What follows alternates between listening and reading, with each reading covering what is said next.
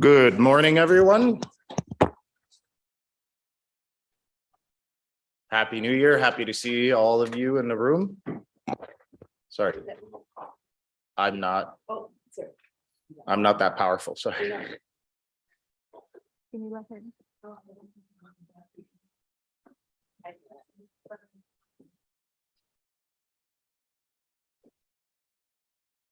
there we go. Are we recording?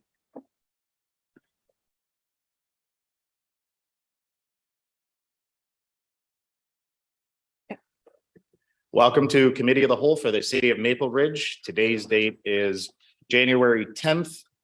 Time is 11:01. I'd like to call this meeting to order and acknowledge that we are on the traditional and unceded territory of the Katzie Nation and the Kwantlen First Nation. My apologies, Katzie First Nation and Kwantlen First Nation. Madam Clerk, would you please be so kind as to give us the procedures for the meeting? Thank you, Mr. Chair. Committee of the Whole is the initial venue for review of issues. No voting takes place on bylaws or resolutions. A decision is made to send an item to council for debate and vote, or to send an item back to staff for more information or clarification before proceeding to council. This meeting is being live streamed and recorded on our One Meeting platform. For virtual public participation during the community forum section of the agenda, please register to speak by clicking on the microphone icon for today's meeting. The first item on today's agenda, Mr. Chair, is approval of the agenda. Thank you, Madam Chair. If I may, just before we do approve the agenda, I'd like to open the floor and recognize Mayor Dan Rumi. He'd like to make a brief statement. Thank you. Yeah, Councillor Youssef. Oh, no. You broke my microphone, sir. I'll have to take yours when I leave this desk. Can you hear me now? Yes. Bizarre. Welcome to the new year. At this point, I just wanted to take a moment and quickly talk about and acknowledge the winter storms we had last year. Weird to say that. Only a few weeks ago. I just wanted to give an update because it was quite amazing to see what happened. Engineering operations provided snow clearing on roads throughout the city, while the parks operations staff cleared around city facilities and parks. The response was twofold, as staff first dealt with the snow removal before having to switch their focus to clearing drains and catch basins as the weather turned to rain. I just want to add in here that what was interesting was, following comments on social media, we were very much in tune with what was going on out in social media, and we were able to address it. So when somebody was talking about flooding on social media, the city kicked in and started to address those issues. Engineering operations spent approximately 2,100 hours clearing the streets of snow, 1,200 hours of which was outside normal working hours up to and including Christmas Day. 14 plows were out pretty much continually, and some 1,700 tons of salt and approximately 250 tons of sand were spread to augment the snow clearing. Parks operations spent 300 hours clearing snow around facilities and parks and used 35 yards of salt. The overall response from the public on the snow clearing efforts was very positive from what we saw on social media. Certainly for those who've had to travel across the region, noting, I saw a lot of comments about how leaving Maple Ridge was easy to do, coming back was easy to do, challenges were going through other cities. So I just thought it was important to take a moment to thank engineering and operations and Parks and Rec and the entire team for all that they've done during that snowstorm that we had and the rain. So on behalf of council, we want to thank everybody for the hard work that they've done and congratulate you on doing a job well done. Thank you. Thank you, Mr. Mayor. I'd like to echo those comments and commend our city staff, the unsung heroes who were out there day and night ensuring that we have access to our roads as well as, of course, most importantly, emergency vehicles to be able to get to where they need to and get back. With that, we do have a motion to approve the agenda for today's meeting. May I get a mover, please? Moved by Councillor Dewick, seconded by Mayor Rumi. All those in favor? I'm not getting any pop-up. I don't know if that's- Are you in favor or opposed?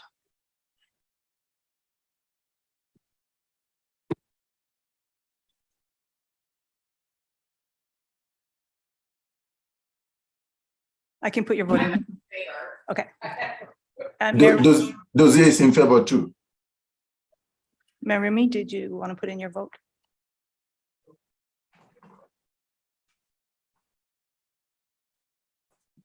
Do we have Councillor Dozier's video? He must not have his video turned on. Councillor Dozie, can you please turn on your video?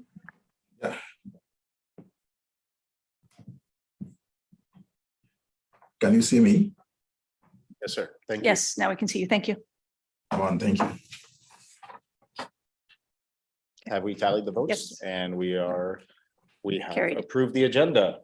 Next step will be to adopt the minutes for our committee of the whole meeting for December 6, 2022. May I get a mover, please? And a seconder? None of the above. Councillor Tan has moved. I've seconded. All those in favor? Councillor Carreras is in favor.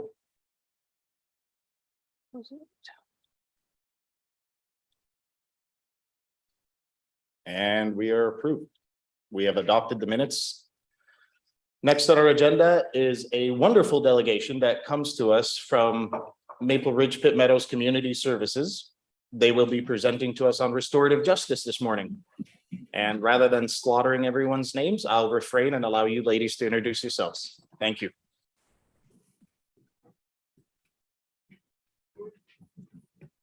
Good morning, almost afternoon. I'm Kim Matson. I'm one of the managers with Maple Ridge Pitt Community Services, and restorative justice falls under my portfolio.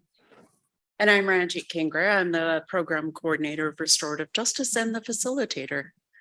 And we also have Christy Rogie, who's director of operations at Maple Ridge Pitt Meadows Community Services. Good morning. We just want to, oh, it's already up. Thank you. So we're going to do a short presentation with you, and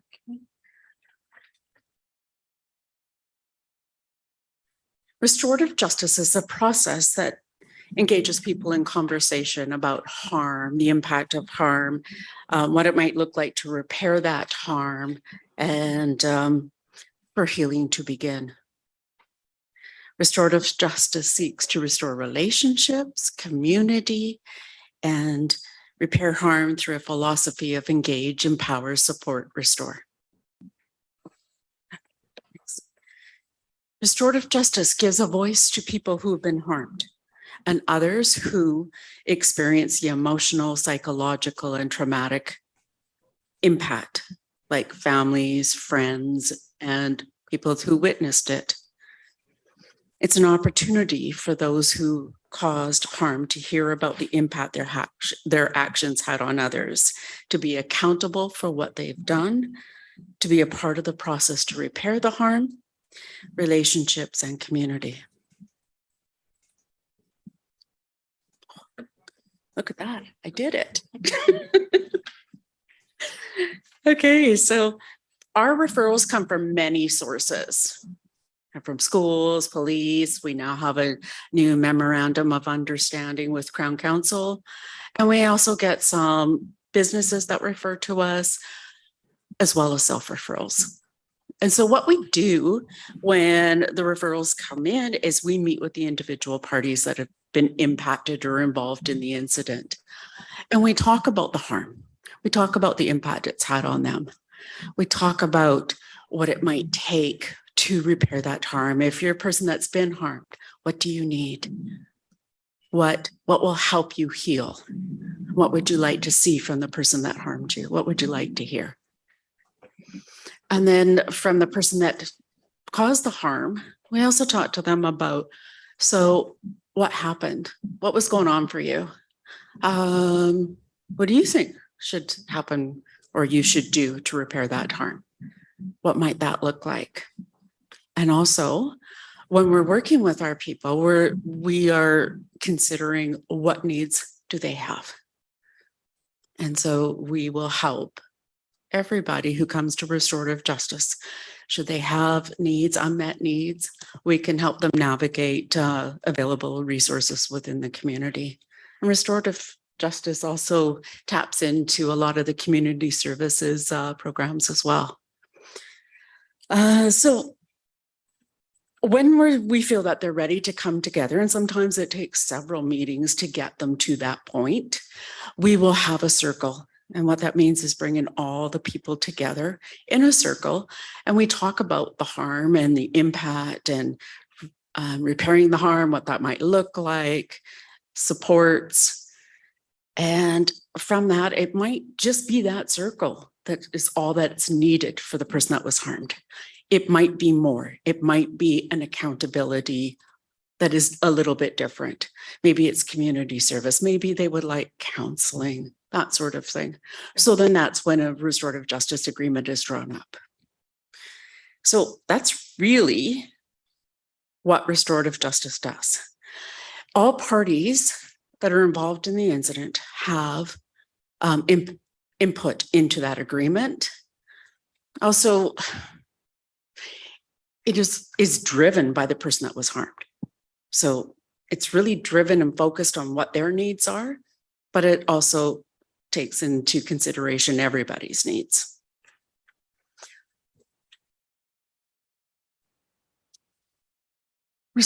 I talked a little bit about this.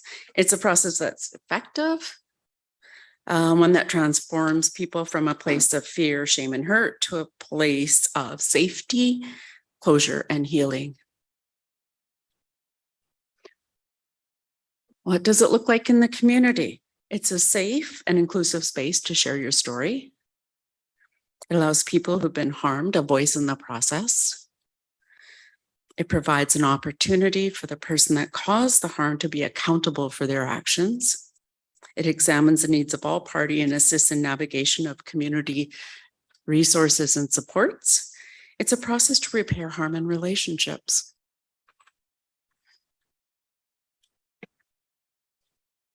And it's a transformative process with meaningful outcomes and an opportunity for closure and healing.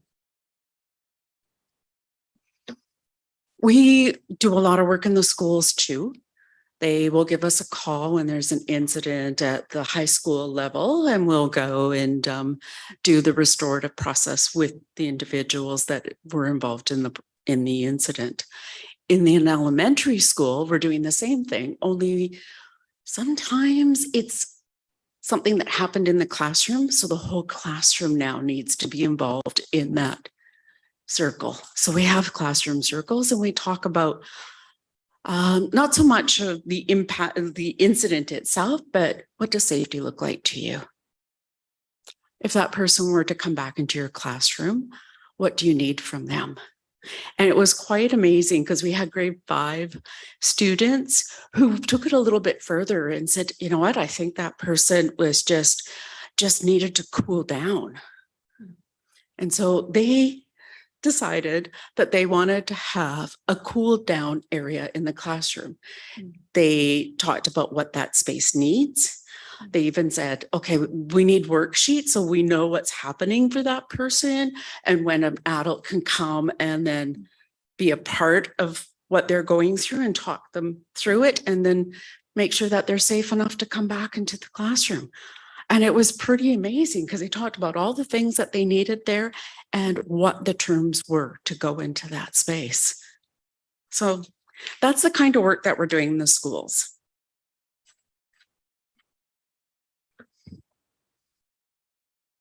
So I will speak to a few of our highlights over the last couple of years. We acknowledge that referrals over the last year have been a little bit slow compared to pre-COVID times. And that just has to do with we can't go into the schools, or we can now, we couldn't for almost 2 years. Meeting in person was a little bit more difficult to do large circles, even though we continue doing the work remotely and with safety precautions in place. So over the last year, we've had 32 referrals. But when we say referrals, we're talking about numbers that on a piece of paper that have come in, but the impact to that was 261 people. So between the referrals for circles and the going into the schools, our Talking Peace program, which is an education program within the schools, that's 261 people that were served. So regardless of our recovery from COVID and kind of still in the middle of that, that's pretty profound, the number of people that we were able to impact at community services with this program. And that's to, you know, the grace of Ranjit doing this all on her own. So she works immensely hard. What that means for Maple Ridge specifically is just over 80% of those referrals were from this community. So either your schools in this community, our CSOs in this community, RCMP, businesses. Ranjit's worked a bit with some of our businesses, with some of the youth coming in and creating problems and theft. And it's not just about I mean, we do both work on the victim and we work on the person that's caused the harm, but really looking at how do we reduce recidivism by building skills. And whether that's in children, whether it's in youth, whether it's adults, we do kind of that 9 up to however old. We don't have an upper age limit on that. Our memorandum of understanding with the Crown Council is just for adults. But it's really important to understand that as youth are developing, their brains are not fully wired yet. They're still learning lots. They make mistakes. And the best thing that we can do as adults is provide them the skills and the resources and the empathy to gain and the understanding so they don't continue to repeat these things. So what we have is some of the future work for restorative justice, which is really exciting, is our MOU with BC Prosecution Services. We are the second site within BC, and we do have active referrals. So that is really, really exciting to be able to do some of that adult work. We've submitted multiple grants to continue running our Bridging the Gap, which is an 8-week program for youth that are getting involved in the criminal justice system. And those referrals can come from self-referrals. They can come from out in the community. We will be transitioning this to choices. It's really about gaining skills and learning new choices, and working on expanding our relationships within our community, our businesses, and our corporations, because there's so much work that we can do for our business owners and our community partners, as well as enhancing our restorative justice in schools. I'm hoping we have a bit more time so I can share one of our stories. We had an incident where a couple of youth had done some damage to property and a business. Now, when speaking to the property owner, he said, no, I don't want to be a part of restorative justice. I'm afraid of them. What if they come back and do further harm? Can you just tell them that this is what I'm expecting from them? Absolutely. So what else would you like them to know? I like them to know that they damaged my property, but they also damaged us as people, because now we live in fear. The equipment owner and the operator of the equipment said the operator of the equipment arrived to work that morning in the wee hours. It was still dark out. The equipment's at the back of the lots, very isolated. And they said, I was scared. I arrived there. It's dark. I don't know where these people are. I see it's broken, and I didn't know what to do. I looked all around. I couldn't see anybody, but I was so scared. My apologies for the interruption. No. We have run out of our 10-minute allotted time frame. I will allow you to close out, Okay. please. So I'll speak a little faster. Okay, so we did have a restorative justice circle with them, and it was really, really neat to see the transformation, because the people that were harmed started inviting the youth to their workplace to help out, just to repair some of that harm. And they also, the two youth paid just under $1,800 in damages. So it was, that's kind of the work that we do. That is the work that we do. Thank you for your time. I'm sorry. Thank you for the wonderful presentation. If you ladies would like to possibly field some questions or comments from council. I realize that committee of the whole, we are meant to ask questions. However, with the delegation, I think we can have a little bit of leeway for commentary as well. Looking at speakers list. Councillor Dewick, am I seeing you requesting? In that case, I'll put, sorry, just saw the speakers list come up now. Mayor Rumi, you have the floor. Thank you very much, and thank you for your presentation. It's quite interesting, actually, but how can you walk us through, so I get the general idea of this, what prompts this to get started? How do you determine who gets to participate in restorative justice? And can you maybe walk us through that? Yeah, sure. So our referrals come in, and generally from RCMP, it's criminal. From Crown, it's a criminal offense that's happened. So we will get offenses such as assault, property damage, and maybe theft. But we also get calls from schools where there's been harassment, social media stuff going on. Can you come and help us sort through this to work with the people involved? That's really where it starts. So use the example of the RCMP, something criminal has happened. Are they the ones who are making that decision, or do they go to you and then ask your opinion? Would this be the right mix for this person? Well, for the members that are really familiar with what we do and how it works, they will send us the referral. For others, they'll give me a call, or sometimes they'll email me and say, well, we have this situation. What are your thoughts? And so we talk it through, and then the referral comes that way after that conversation.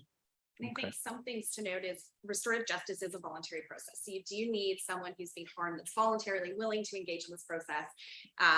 If the police are sending a referral, they have someone that's caused harm that's a willing participant to engage in this restorative process. If not, then they're going to look at filing charges through BC Prosecution Services. So it is a voluntary process that occurs. And that's why we come and do these presentations, is just understanding what that right fit for the referral is when we meet with members. And we do presentations, well, we did one this morning, to the RCMP watch briefings, to Crown Council, wherever, the schools. Yeah. Sorry, if I could just jump in for one moment. When you're speaking, could you please speak into the microphone? Oh, Thank you. sorry. So the final question is, if they decide to move forward, does this stay the criminal charges? If it's It a can? Crown one, yes. It can stay the criminal charges, and so where does your role end with the process? So once you've gone through the process and they've attended and they've satisfied all the needs, what happens after that? Our role ends when the agreement is complete.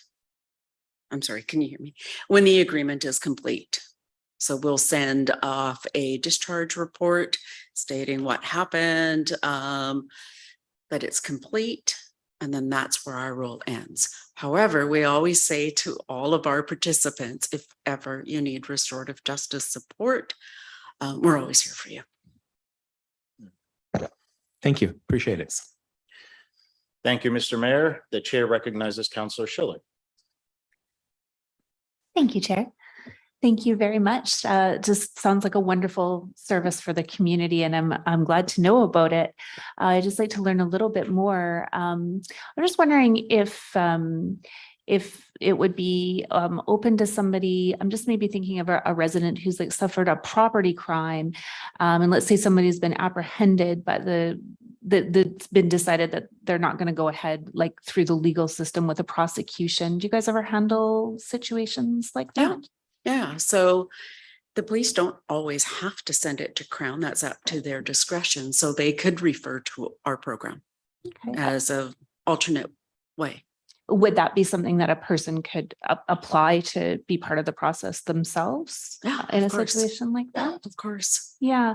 And then you mentioned in some situations, like there'll be an agreement that there should be some service done to help, restore the situation. And so I imagine the parties work together to agree what that is. I'm just sort of wondering how it's determined, like what the appropriate, say, community service would be. So we will sometimes, if it comes, the referral involves a store like Walmart, they might say, well, let's get some community service hours in here. So it has to benefit the community. It cannot be a business that they're volunteering at. Okay. So really it is volunteer work without it benefiting any particular business. Okay. But the person, or say the party who had wrong done to them could sort of be part of determining what that, Oh, yes. that service would look Yeah. like. Yeah. Okay, that's great. Thank you very much. Thank you, Councillor Schiller. The chair recognizes Councillor Dewitt. Thank you, Mr. Chair, and thank you for the presentation and for all your hard work. I'm trying to rack my brain, trying to remember the year that 94. 94. I was going to say it was 95, 96, but it was 94. And you have been around for a long time, Ranjit, and you've done amazing work over that time. And I think it's really important. The greatest part of this is I really like what I'm hearing about the healing circles, but just for the individual, you mentioned, particularly if they're youth, that sometimes they make decisions they're just, something's happened, they're misguided, or perhaps a friend has coached them and then after they're like, oh my goodness. And it really gives them the opportunity to not have a criminal record if they participate. So that's how it started with Lola Chapman's, that was kind of her idea and created this. So it's a wonderful program. I'm happy to see it still is in existence, and particularly it's evolved over time. And so thank you for everything that you have done over the years and your support. Thank you. Thank you, Councillor Dewitt. My apologies, Councillor Carreras. I needed to refresh my screen and I ended up skipping. You have the floor. It's okay. I seem to be having technical difficulties today.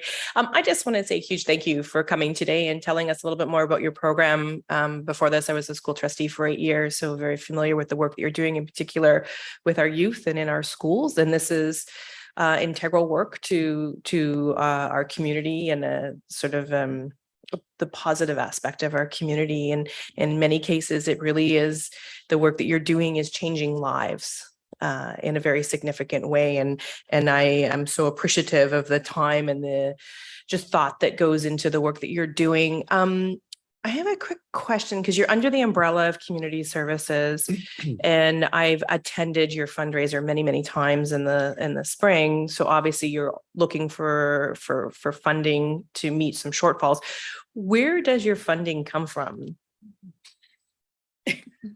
So we are one of the programs that has a lot of fun gathering funding from all other sources. So whether it's putting on a restorative justice fundraiser, we do receive funding from the city of Maple Ridge as well as Pitt Meadows.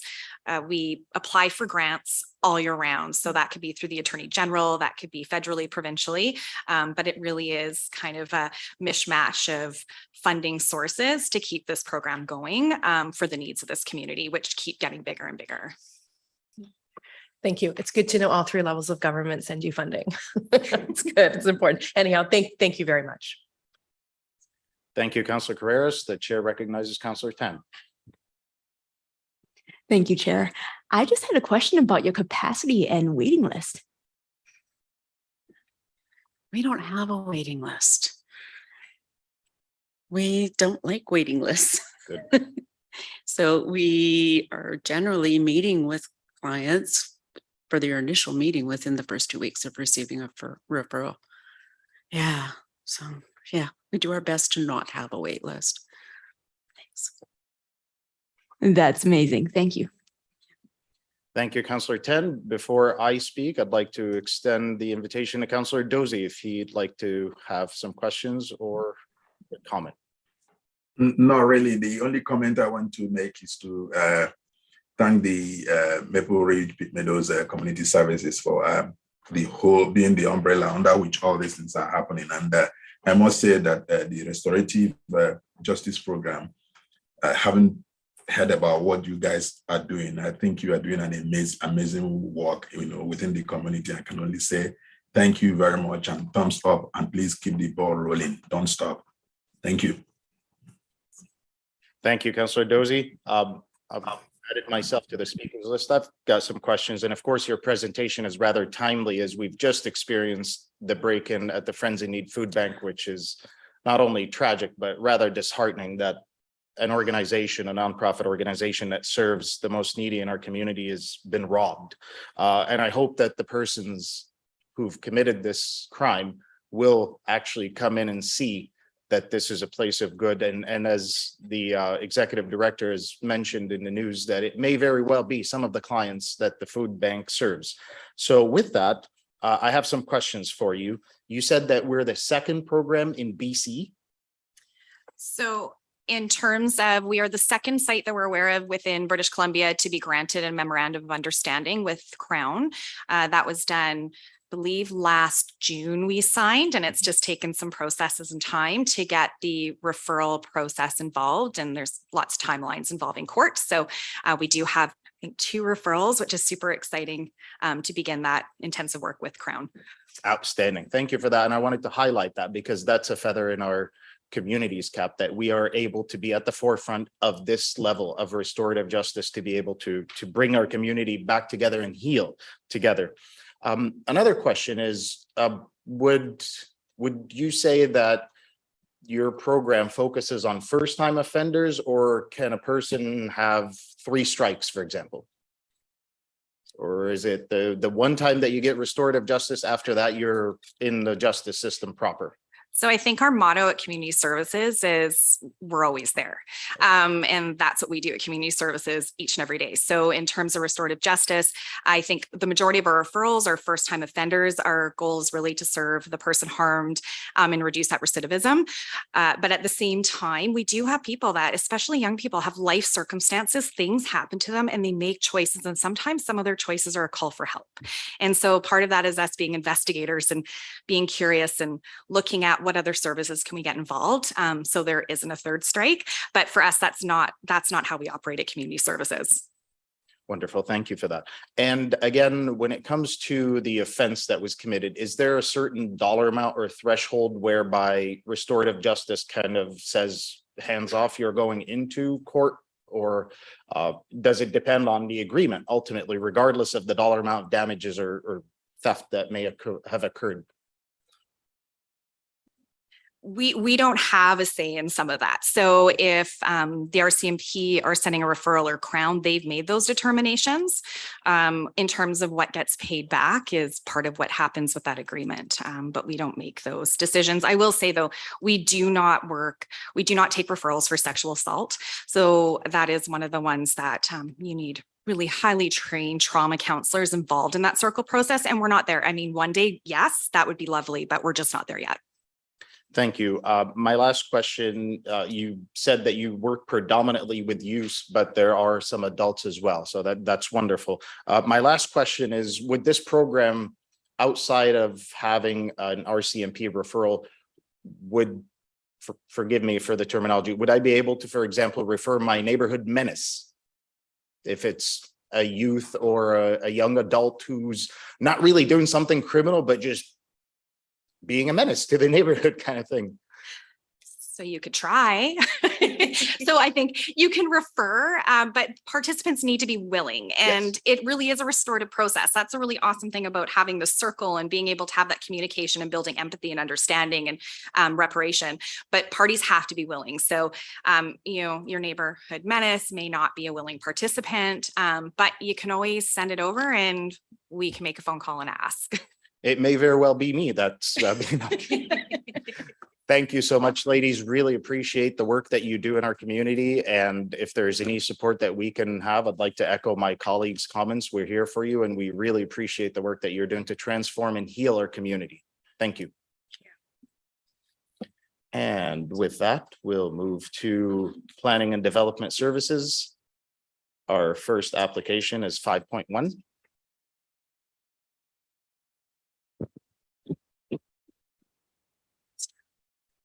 This is for the rezoning of property located at 11783 221st Street and 22066 and 22076 Lougheed Highway, rezoning from RS1 to RM2.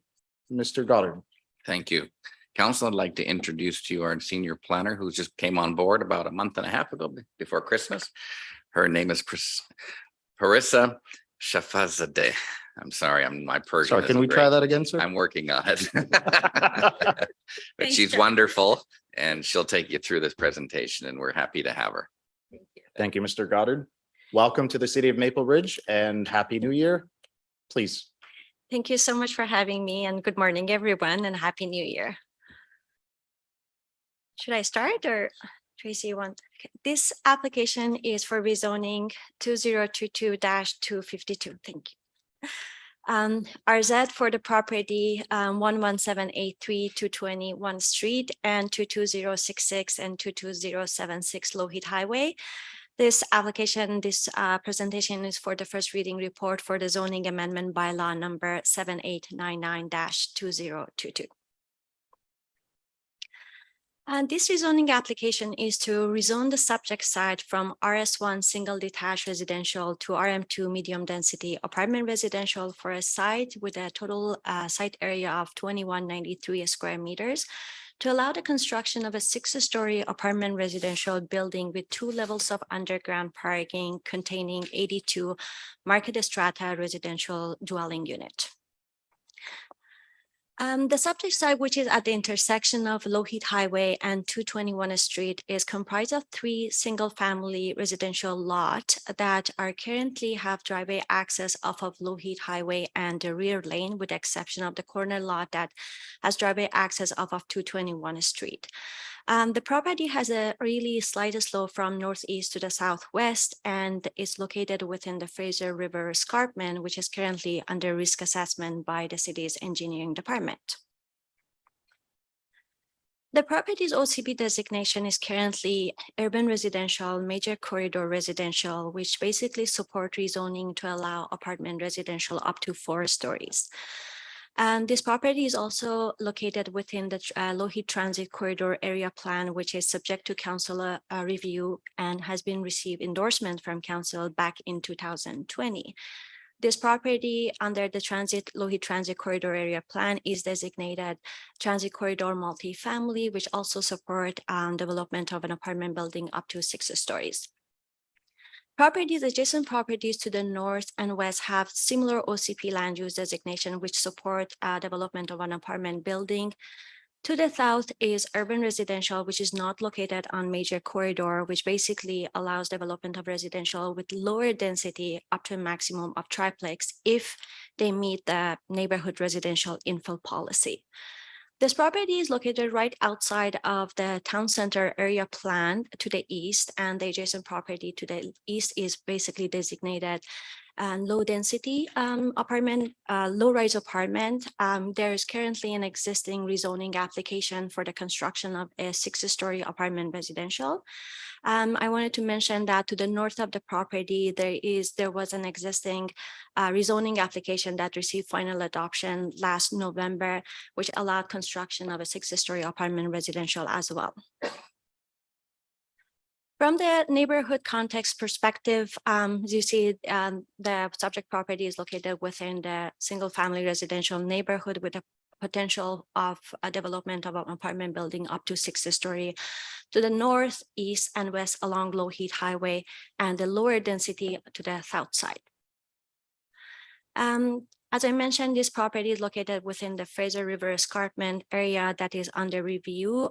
It is recommended and requested that this application kind of be on hold until, or not on hold, but the Fraser River Escarpment risk assessment be completed prior to this application proceed to second reading or public hearing. This is a proposed draft site plan that is proposing basically a 6-story apartment residential on top of 2-story underground parking. And the building will be facing Lougheed Highway to the north with the driveway access to the underground parking from the rear lane and the pedestrian access off of 221st Street. There are outdoor amenity area to the south of the existing building that creates that buffer and separation between the 6-story apartment building and the lower density residential building to the south. Considering that this property is located within the control access area of Lougheed Highway, approval of the Ministry of Transportation and Infrastructure will be required prior to final adoption of this rezoning application. As part of this rezoning application, there will be a number of variances regarding the setback as well as building height from 4-story to 6-story, and also increase in the number of small car parking. Any reduction in the number of off-street parking will be reviewed as part of the payment in lieu of parking policy. Considering that this is a multi-family development, this development will be subject to the development permit design guideline of the OCP and Lougheed Transit Corridor Area Plan. This is the north elevation facing Lougheed Highway. We will work with the applicant and architect on the design to make sure that this building fits well within the existing neighborhood. The full recommendation has been provided in the report, which basically include granting the first recommendation to grant the first reading to this rezoning application, as well as requesting the applicant to provide further information for this rezoning development variance permit and DP, as well as subdivision application. Thank you. Thank you very much. And with that, I'll look to staff. Do we have the applicant online, and do they wish to speak, or will they field questions from council if they are? The applicant is online. They are there to answer questions for from council. Thank you. So with that, I'll look for a motion to move this to our next council meeting.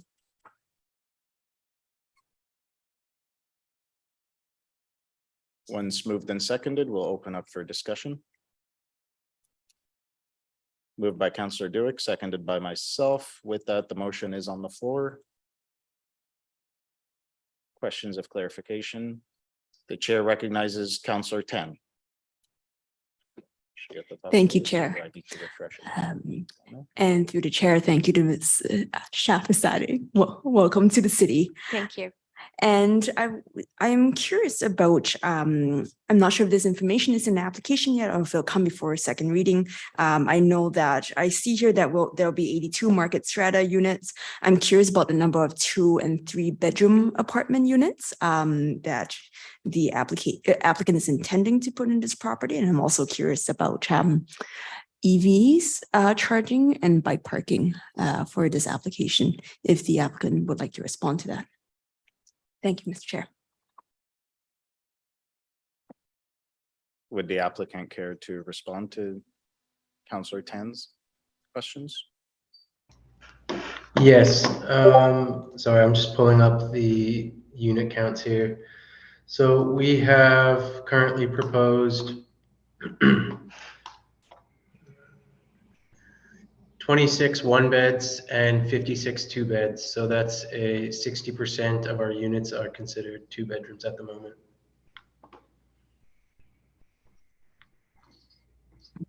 Councillor Tan?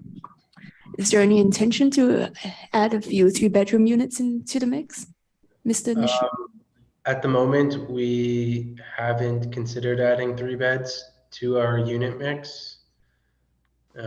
And then regarding your question on EVs, we haven't, we're still fairly early on in this process, so we haven't considered it, although we're definitely exploring the addition of EVs or EV charging stalls to our arcade.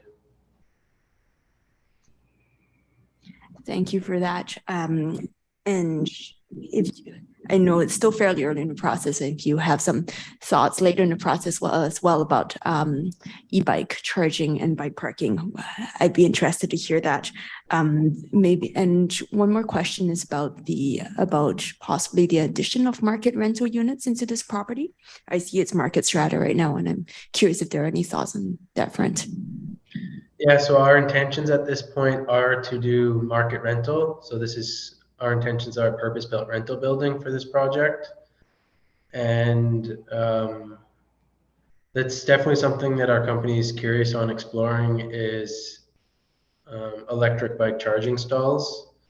We're finding that more and more people are using them as a way of commuting. So in a rental building, that's definitely something that we want to, or we are currently exploring the use of. We're still kind of doing some market research on how many we should be including and what the additional costs are associated with that.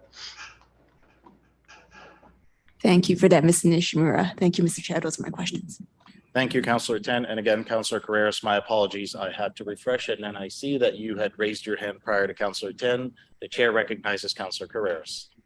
It's okay. It's no problem. I actually just have a quick question through the chair to staff. Thank you so much for recognizing the piece around the Fraser River escarpment and your comment around this one would be paused a bit in the process for that report to come back to us, because that will be an important piece for me to make a final decision on this for sure, to see if that escarpment is willing to take on this extra burden. Do we have any time frame on when that report is coming to us? And then the other one, and I'm sorry, it's probably other staff. And the other one is we keep referencing the transit corridor, and that's the other one that I've read some of the previous renditions of it, and I'm curious when that one might come back to us too, as we're having to make decisions on things that are sort of falling out of a report that's not quite finalized yet. Thank you. To the chair, I am going to defer the first question to engineering and then the second question to the director of planning. Thank you. Thank you. Mr. Smith. So thank you. So in regards to the Fraser River escarpment, and so there has been quite extensive previous work completed on this, and staff are continuing to work through that to refine the analysis.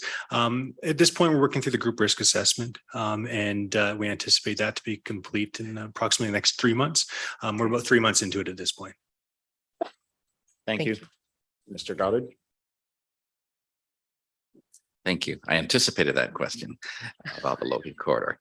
I talked to the consultant today who's doing the economic assessment, Coriolis, and they told between 3 and 4 weeks they should have some of that economic information that the last council wanted to help inform before moving it to second reading.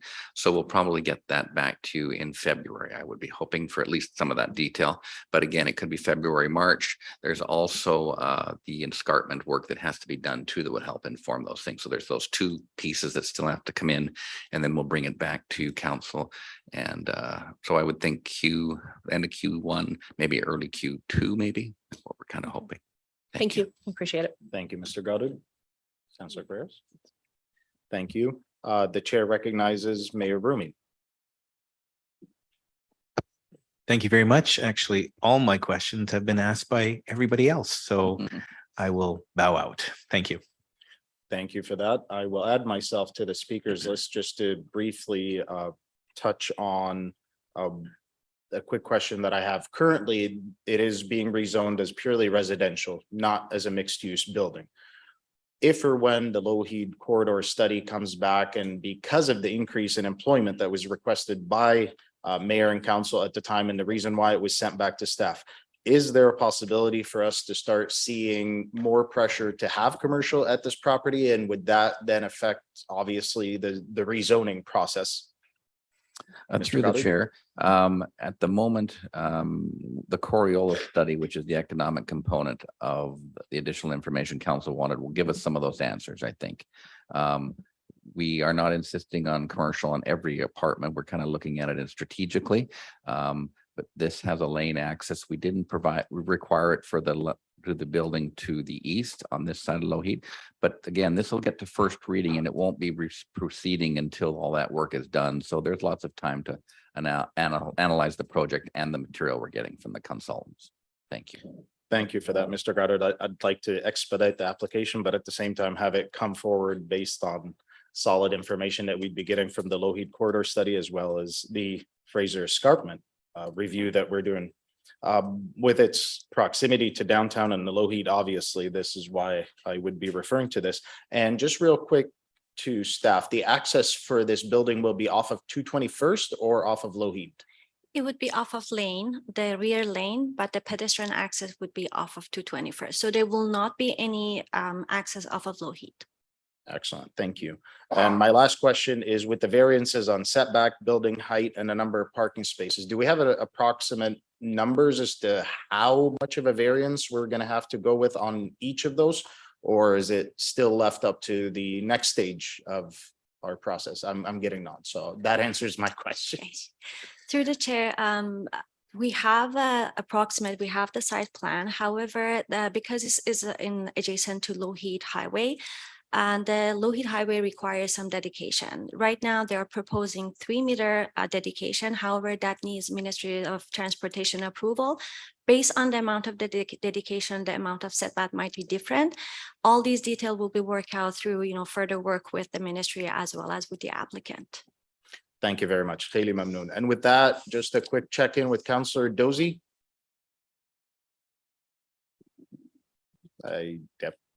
No sound, okay. My apologies, sir. We'll try to get IT to give you a hand.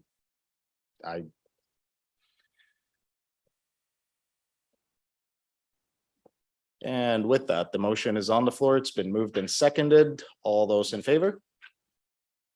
Sorry, we have a point of order, Councillor. Oh, you're in favor. Okay. Thought I was in trouble. Thank you very much. And again, welcome to the city of Maple Ridge.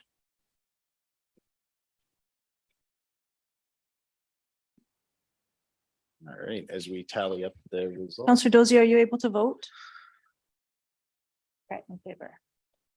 And Mayor Remy? Okay.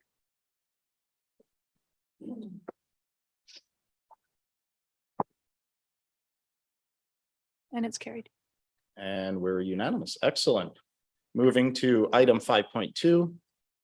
Rezoning application. Sorry, Mr. Goddard, I'm stealing your No thunder. problem. Please go ahead. Would the clerk like to introduce it?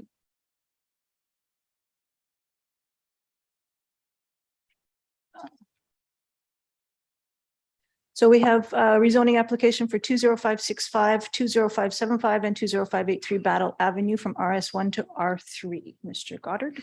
Thank you very much. That is correct. First reading application, so we're still a little shy on some of the details, but it is moving forward in our Hammond area under bylaw 7892 2022. It is low density medium family. It will remain that. Actually, I'm sorry, there will be an OCP amendment to require it to allow these R3 lots in this area to single family and compact residential. And its current zoning is RS1. It's going to go to these R3 lots, which are the 255 square meter lot size. It's essentially the same density as townhomes, but it's in a detached form. And that's why we're supporting it, because it fits better with the character down there rather than townhomes having these smaller individual homes. And we'll work through a development permits that required to ensure that the front facades of the buildings try and carry some of that character forward in the single family homes that will be built. It's about half an acre in size, and we've got 6 lots being proposed out of the original 3. There's the site there. We have outlined in red. There's a lane to the rear. There is most of this land is vacant at the moment. There's the designation of low density multifamily, but the 6 lots are suitable from a density point of view and form to this area. Thus, the OCP amendment is being proposed. There are the 3 lots. They're currently vacant. They've been vacant for many years. We're recommending, of course, that we move forward to R3 lots and have it rezoned to R3. There will be an OCP amendment, as I mentioned, to change the designation to permit the 6 units. There's parking going to be provided, and of course, the bylaw requires 2 per home, and they'll have a garage on the lane, which will provide 2 per, so it will meet the bylaw. This is the design of the 3 lots now going into 6. As you can see, they'll line up, and the lanes on the back to the north, and it should fit well with some of the area. This area has a mixture of historical, commercial, some apartments and that, as well as these larger lots with smaller homes and larger lots with newer homes. So it's in a bit of a transition. There should be a nice collection of additional homes in the Battle Avenue. So because the OCP, we're recommending the normal consultation take place, which is our website, notification, and a public hearing. It has a zoning bylaw attached to the guidelines. We're recommending the Hammond Development Permit guidelines, which are a little bit more steeped in heritage components, be applied as well to these homes to help hopefully boost the front design. So we're recommending it move forward, and we're going to need a subdivision application and a variance permit and a modified rezoning. Thank you. Thank you, Mr. Goddard. Just a quick check-in to see if the applicant is online and if they would like to present. Nope, they're not. Okay. Let's get a motion to move this forward to our next council meeting, please.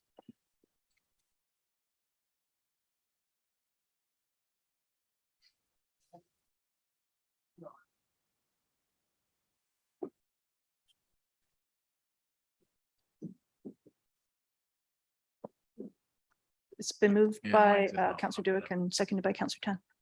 Moved by Councillor Dewick, seconded by Councillor Tan. Floor is open for discussions. I'm looking for the speakers list. Thus far, it has not refreshed on my screen. Speakers list, Councillor Carreras. So Chair will recognize Councillor Carreras. Thank you. I just have a quick, through the chair to staff, a quick question on this, just because I was a little bit confused reading the application around. There's one paragraph under the project description that says this zone is not currently permissible in the Hammond area plan.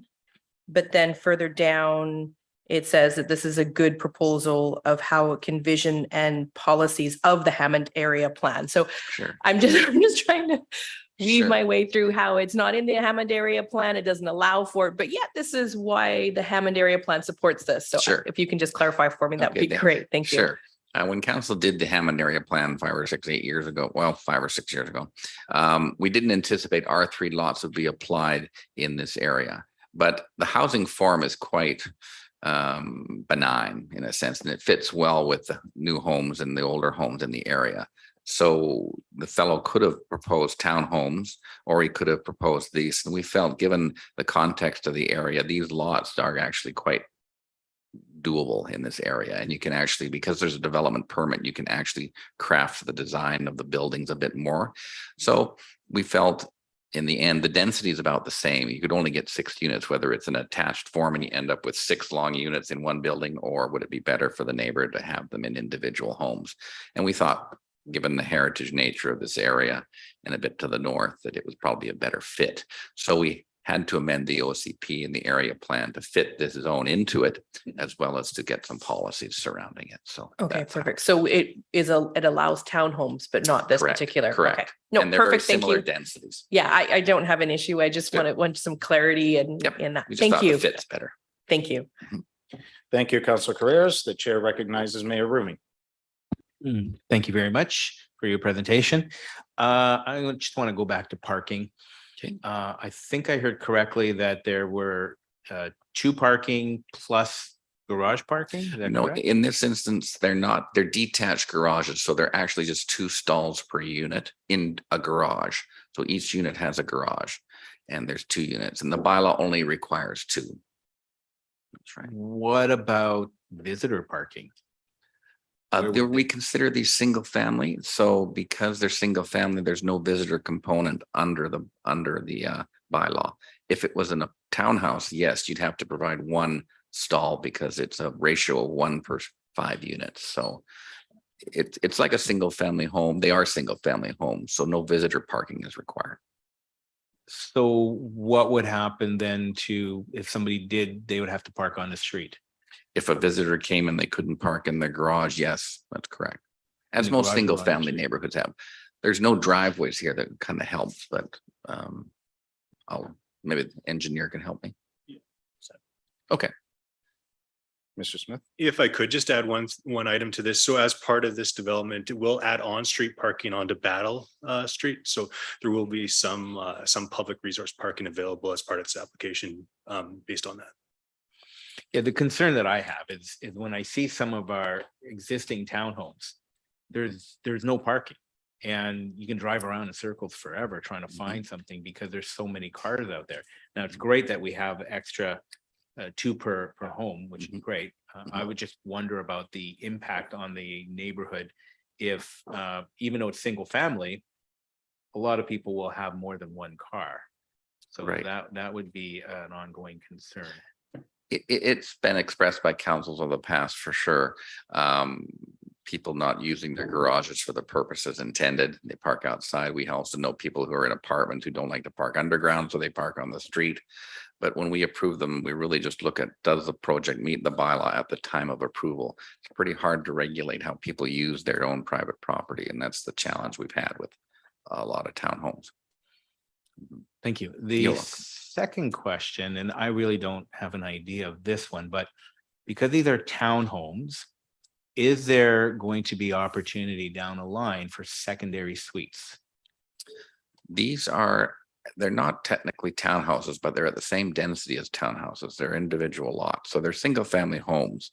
These are R3s. And if I recall, R3s allowed suites?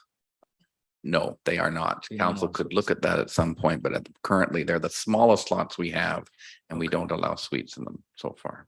Okay, that's probably a good thing because that would change the whole parking scenario. Correct. Okay, thank you very much. You're- By the way, I love the beard. It's coming. It's coming. Wider than I prefer, but then Well, now we know who Santa's going to be next year. that's why I wait till after Christmas. Thank you. You're Thank you, welcome. Mr. Rumi. And seeing no other hands raised, I have a couple questions myself to Mr. Goddard. Will there be any flood mitigation being done on site, recognizing this neighborhood and where we are with the low lying Hammond? I'm thinking, is there going to be any requirement, or is the applicant going to fill, or will there be porous materials used to ensure that flooding is mitigated to the best of their abilities? It's first reading, but my thoughts are it's just out of the floodplain. I think the floodplain ends at the railway tracks to the south. So I think they're just out of it. Well, that'll be double checked through our review as we move forward. Thank you for that. And as part of this moving forward, will there be improvements to the neighborhood such as culverting of existing ditches, adding sidewalks? There will be full urban services fronting this property and a new paved lane as a result of the rezoning application for the frontage of the parcel. Thank you for that. And will that leave this property looking different from the rest of the neighborhood, as you've alluded to, that it would fit in this particular form of application into the neighborhood quite well? However, if there are sidewalks and full services in front of this one and the rest of the neighborhood is not, do we as the city have a plan or a plan for ensuring that the entirety of Right. the area has the same Right. services? Well, we typically wait for the development to renew the area, and that includes the frontage improvements and that. But I don't think I'll let our engineering department answer that question, but it's usually a function of the development process that changes that unless council sets a priority. They want a particular walking distance, maybe to an elementary school upgraded, but that's really, we wait for development. And you'll see in Hammond, there's a bit of a mixture of exactly that, a bit of a hopscotch of improvements when a new project come in. Maybe David could help me on that. If I could just Mr. Pollock? provide a little bit of clarity, the property across the street has full urban standards, so curb, gutter and sidewalk. And there is where the road comes off Maple Crescent, there is also a curb. So I think there would be an extension. It may not extend all the way over across to the next road over, which I forget the name of it. But certainly it'll not sit alone. I don't believe it'll be contiguous to what's already existing. Thank you. Wonderful. Thank you for that. Those are my questions. And with that, I'll call the question. All those in favor? Way to go. Yeah. Any opposed? Sorry, what was? Council Dozy is gone. All right, I've lost mine. Marumi, are you? Marumi, are you in favor or? I'm unable to vote online, but I'll vote in favor.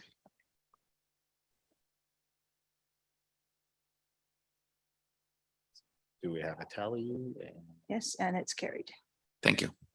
That motion's carried. Thank you very much, Mr. Goddard. Moving to item number 5.3. Rezoning 20110 Logan Highway from C2 to C7. This application is for review to application 2022-404 0110 Lougheed Highway to grant first reading for zoning amendment bylaw number 7897-2022. This development include rezoning application from C2 community commercial to C7 Lougheed Transit Corridor high density mixed use zone. The designation is commercial that needs to be revised and amended to commercial mixed use for the property that has a total site area of 0.98 hectare or 2.4 acres to allow the construction of two 60-story mixed use building comprised of 171 dwelling unit, as well as around approximately 62,000 square feet of mix of commercial and office spaces. This property that is currently zone C2 is a hooked property that is located at the intersection of Lougheed Highway and Maple Meadows Way. It's considered as a western gateway to the city of Maple Ridge. It's currently developed as a highway transit oriented strip mall, and the southern portion of it, which is basically a thread area, has been acting as a buffer between this commercial development and the single family residential neighborhood to the south. The property is relatively flat and is partly on the western side is located within the floodplain area. From the land use designation, the property is currently designated commercial, which basically under the OCP, which basically allows general commercial that are different from the retail commercial in town centers. However, this property is also located within the Lougheed Transit corridor plan area that is under review by council. Under this plan, this property is designated as commercial mixed use, which allows commercial at grade with mix of residential and office on top. And the property, adjacent properties to the north also are designated as commercial. North, east, and west, they are designated commercial, with the exception of the property to the east and west that under the Lougheed Transit Corridor plan are designated flexible employment that basically allows employment opportunities, which can be a mix of light industrial and commercial. To the south of this property is basically a residential neighborhood that is located under the Hammond as a low density apartment, multifamily, which basically allows the maximum density of fourplex and courtyard housing. From the neighborhood context, as you see in the north side and east side, it's commercial. On the west side is a vacant property that is zoned service commercial, and to the south is single family residential that is separated through this street buffer from this commercial development. As I mentioned, this property is located within Lougheed Transit Corridor Area Plan. If this application proceed to final adoption prior to approval of the Lougheed Transit Corridor Plan, OCP amendment will be required to change the designation of the property from currently commercial to commercial mixed use to allow the residential development as well. This is the proposed draft site plan showing basically the two buildings, two 60-story building. Building A will be 60-story, comprised of 4-story residential and 2 levels of mix of commercial and office spaces. And building B to the right is 60-story, comprised of 5-story residential with 1 level of commercial. And this building will have underground parking as well as surface parking for the commercial to the south that create that separation between the 6-story building and the residential building neighborhood to the south. Access will be off of both Lougheed Highway as well as the rear lane. Considering that this property is located within the controlled access highway of Lougheed Highway, Ministry of Transportation and Infrastructure approval will be required prior to final adoption of this rezoning application. This application also includes a number of variances, including setback as well as building height from 4 to 6 story. Any further deviation from the zoning bylaw will be reviewed as part of a future DVP application. Considering that this is also a mixed-use development, this application will be subject to the development permit design guideline of the OCP as well as Lougheed Corridor Area Plan.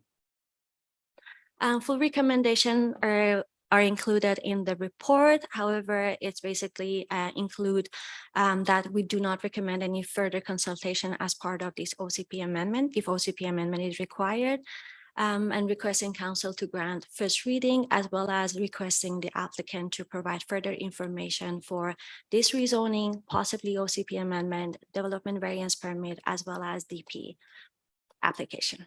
Thank you. Thank you. And we'll check quick to see if the applicant is online. Don't see anybody. Yes, we're here. Yeah. Would They're you? Correct.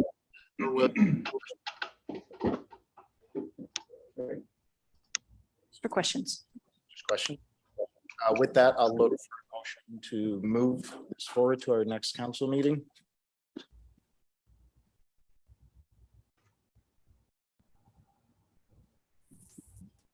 Moved by Councillor Carreras and seconded by yourself. Moved by Councillor Carrera, seconded by myself. With that, we'll open the floor up for discussion.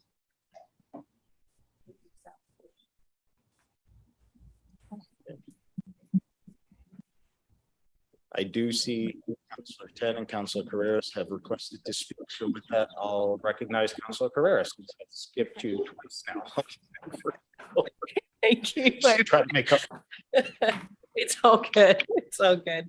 And thank you very much for the presentation on this. A couple of questions on this. One is on the visual where there's the lane goes in between the piece of property, and there is some talk around access within the report that you gave. So will that little sliver of property that's on the other side of the lane still be just a sliver of green area and the lane will maintain its current course, or will that lane deviate and the building will push down into that extra space? Through the chair, I know this is an initial review, but at this time, the decision is that the lane continue to act as a lane and the sliver will continue to be a buffer. However, further review we included with the engineering department to make sure that this all will be made.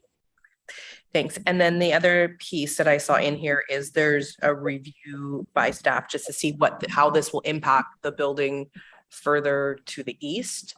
Only because I've been in and out of that building to the east, and these access through the lane and in and out and being able to move around is so incredibly important for access to and from that building, in particular at rush hour, being able to get in and out. And I want to just make sure that one building isn't impacting the access of another building.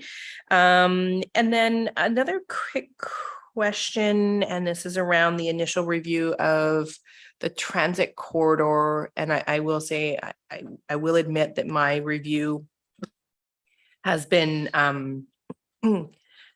fairly high level, and I haven't delved into it as much as previous council members would have just lived and breathed this.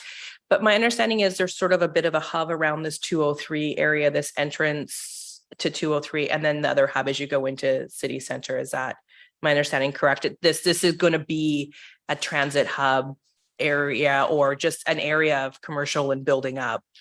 That's the intention, correct. The Lougheed corridor, where possible, will be enhanced and densified.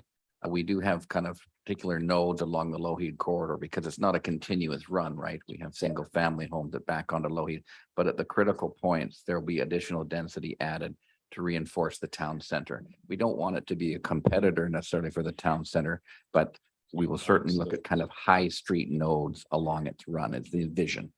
And this will be one of them. Okay. And this is Thank the you. first real application we have to kind of bring that about. So it's good. Okay. All right. So that's kind of what I gathered from my reading. And I do have a quick question for the applicant as well. And it's around, obviously this is being built on top of an already existing commercial area. And I'm just curious about the consultation mitigation to the current businesses while you build this, and will those current businesses have the ability to continue in the new building? Thank you. Would the applicant care to weigh in on this? Yes, through the chair. Can you hear me here? Yes, sir. Yes, Councilor Carreras. Yes, so we've been in communication with all the owners of the current building. We have a potential phased out plan with the two buildings where we would move current tenants into the new locations if desired. They'll have first opportunity at those locations. Sorry, it was just really hard to hear you. So I got that you are in consultation with the current tenants, that there is the ability for them to be a tenant in the new building. And I didn't catch any mitigation during the rebuild. So we currently don't have a plan in place for how we would build this out, depending on what the response is from Ministry of Transportation and the site plan. Currently, we're at two buildings where we would build one potentially out first and then the second one to follow. So based on the locations in the first building, we would offer those to our current tenants at market rates to move over there. Some have indicated that they would just be changing locations. Others have indicated potential interest, but we are in discussions with them. Thank you. Thank you, Councillor Carreras. The chair recognizes Councillor Tan. Thank you, Mr. Chair. I have questions through you to the applicant and to staff. And maybe first through you to the applicant. So first question, any thoughts to the number of 2 to 3 bedroom units in these two buildings here?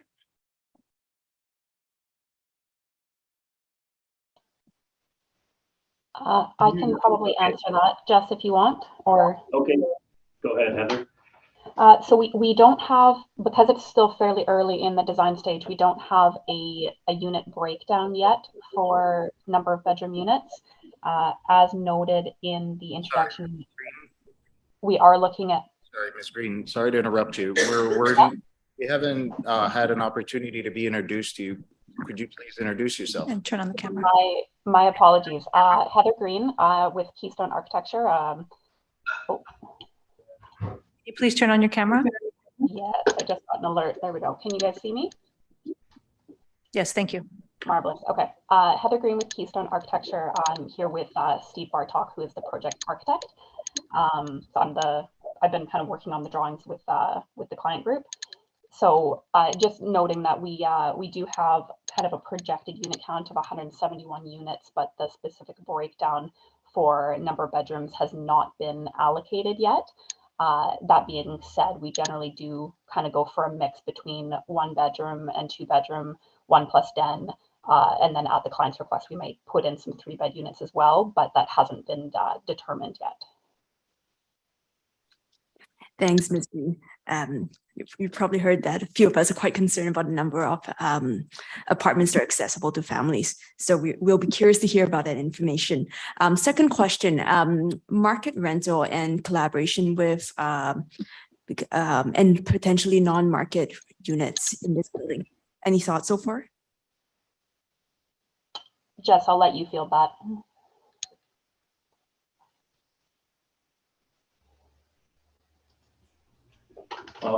Councillor Tan, no, we haven't addressed potentially market condo versus purpose-built rental at this time.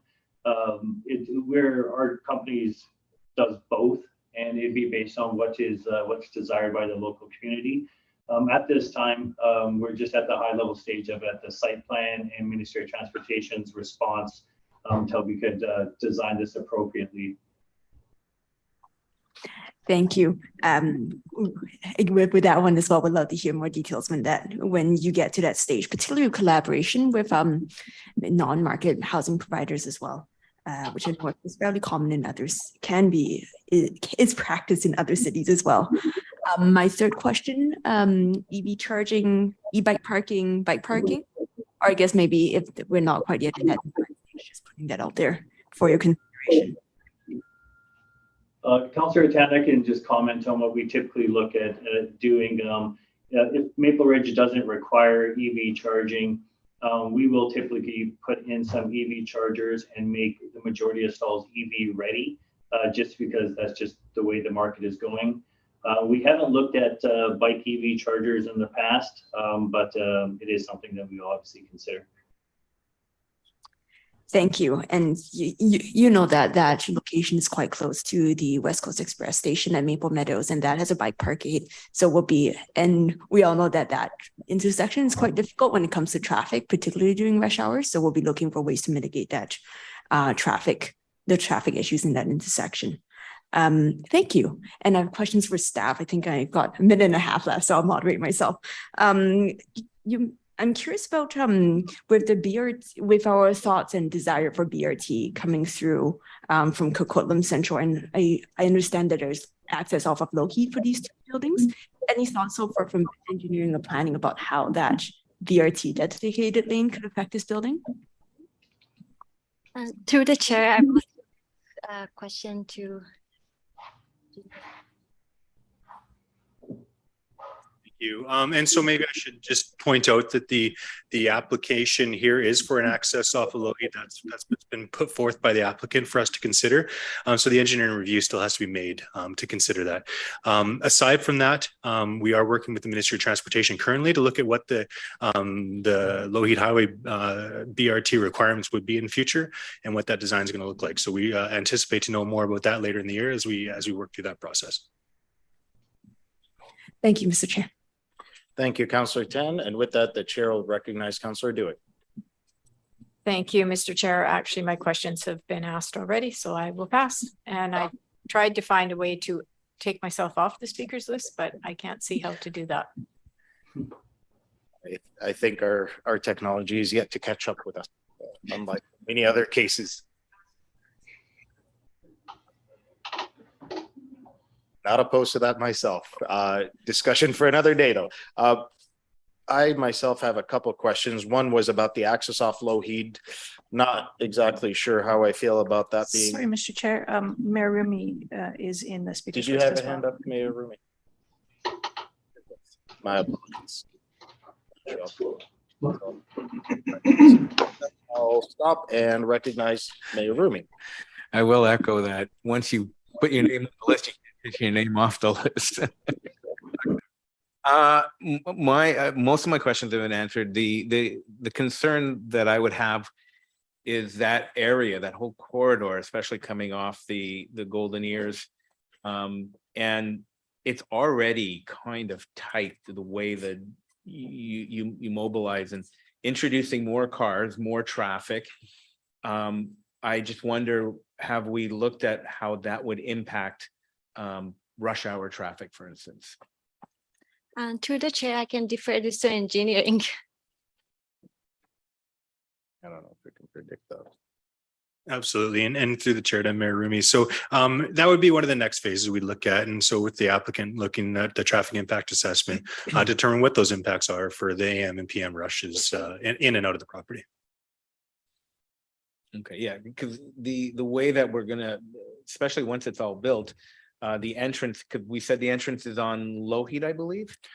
So the applicant has requested an entrance off of Lougheed, and that's something that we're still early in the process. Right now, we're really talking about that land use consideration. And then from here, between now and second is when we're going to start talking about the particulars. So that's when the TIA work will be done. We'll have a better understanding of what those impacts are. Okay, thank you. Thank you, Mr. Smith.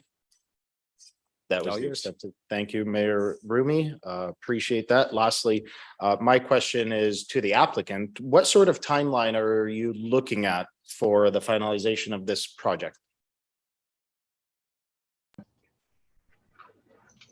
Our timeline is based on the timeline of municipal approvals. So once it goes to MOTI for comments, and then we can draft up a more detailed plan and go to second reading. We just plan to continue to move it forward based on as quick as we can work with staff and council for approvals.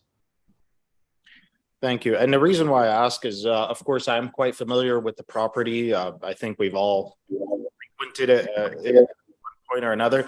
And I do understand that you have a cannabis store that's yet to open at the very property that we're discussing here. So I'm just trying to think of how their process and their application and how they have to secure the place, and then they have to put in the necessary security measures for their stock as well as employees, and then having to uproot and move within the next year or so if swimmingly. So I'm wondering if, again, to the question of consideration for existing tenants.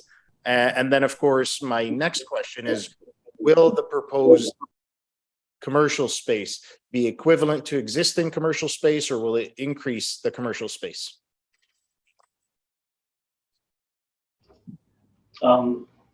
Councillor Youssef, with regards to the first question and the existing tenants, so all of them are aware of our development plans. Some of them have clauses in there that allow for redevelopment with a notice of a 1-year notice for them to make a decision if they want to try to remain in the new building or to relocate. So that does include the cannabis store Bird that is still yet to open along the east side.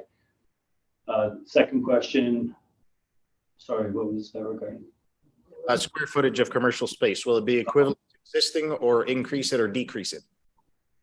Right, so we right now we have office and commercial lumped together because the first 2 levels are allocated for that. We have yet to go through those steps.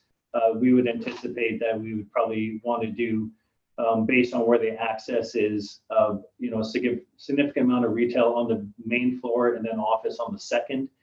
That's one of the reasons that we're putting this application forward very early on in the stages, because if we're unable to get some access off Lougheed Highway to support the retail space is a significant challenge.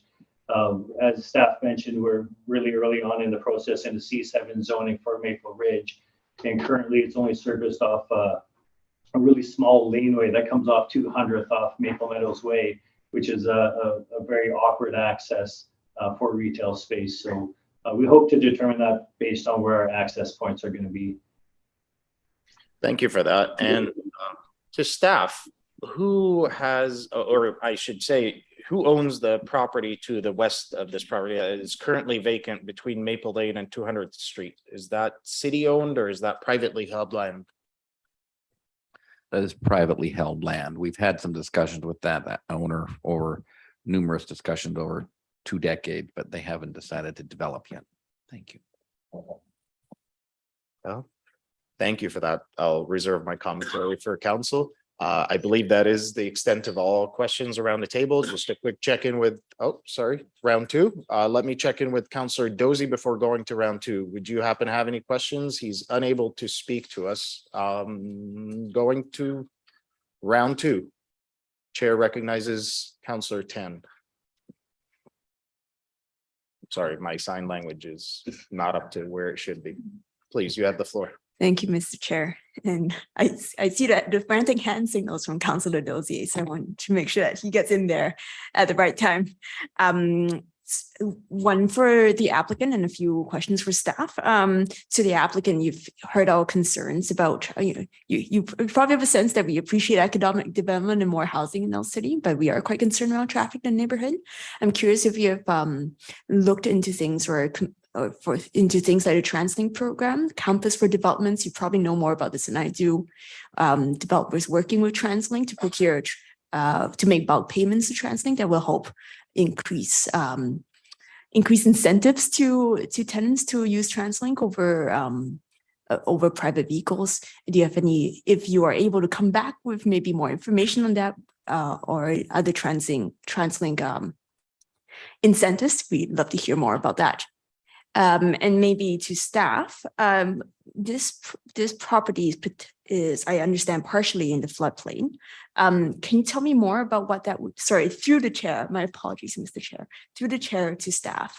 Can you explain more to me what that means, that this property is partially in the floodplain? What mitigation measures would that require?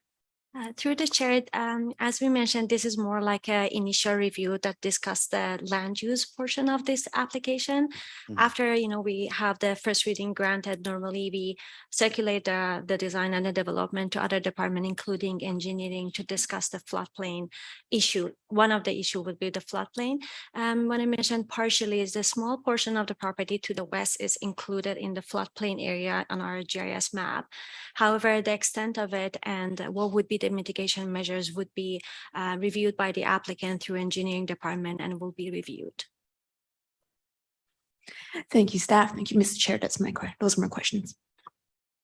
Thank you, Councillor Tan. Seeing no further speakers for round two, I'll call the question. All those in favor of moving this to our next council meeting for January 17th?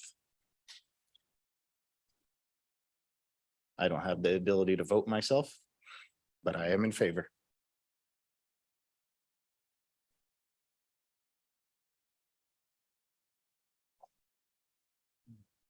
Councillor Schiller, Mayor Rumi.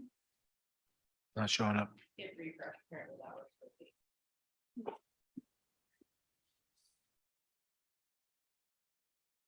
wish my life came with a refresh button. Well, look, there it is.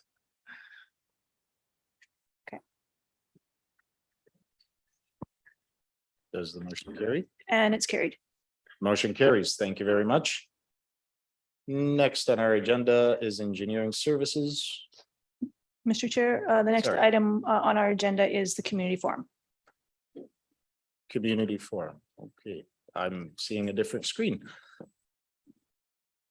Would any members of the public in chambers or online care to speak to us?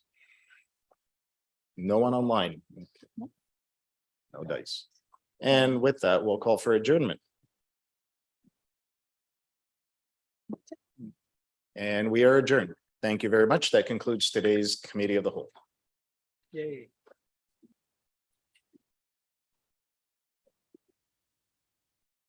Thank you. Can I see the clerk send down?